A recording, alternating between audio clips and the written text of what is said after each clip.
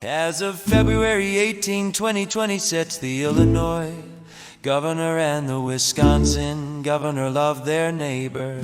Dueling State of the State addresses did not dim their votes in their own favor of promoting love in an era of hate from the top down. Pritzker spoke in Springfield, Nevers in Madison, aka Madtown. Pritzker reached back to the days of John Peter Altgeld, a German-born American who was one Reggie leader and between countries untorn. Served as governor of Illinois from 1893 to 1897. Altgeld oversaw passage of some of America's strongest laws for workplace safety and child worker protection outside the home. Invested heavily in education and appointed women to positions in state government reach, despite the fact that women could not yet vote. Pritzker noted that in his speech in January 1895, Altgeld talked about the need to ensure that science would govern the practice of medicine in Illinois, the condition of Illinois prisons, the high cost of insurance, the funding of state universities,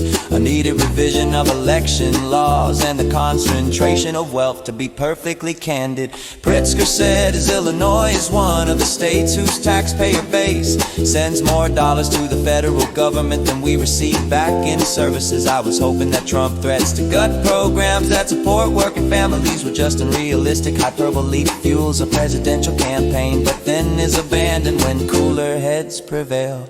But he said, there are no cooler heads headed.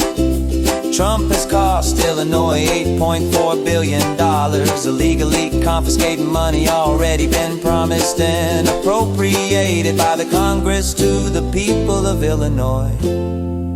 Pritzker was clear then that this money is not handouts but dollars that real Illinoisans paid in federal taxes and that have been constitutionally approved by our elected Democrats and Republicans that are representatives in Washington. Unlike the federal government, states must balance their budgets every year. Trump's billions in illegally withheld funds inflict a cost in advance on the state's residents, while Illinois has been forced to spend enormous time in taxpayer money going to court and fighting to get what is rightfully ours. And it is impossible to tally the hours, days, and weeks our state government has spent chasing news that read like proclamations from the Lollipop Guild of presidential edicts, executive orders, and letters. Pritzker noted that Trump is making life harder for everyday Americans with tariffs that raise costs for working families and small businesses today, trade wars that are devastating farmers, cuts to healthcare, nutritional assistance, and education, increased bureaucratic demands on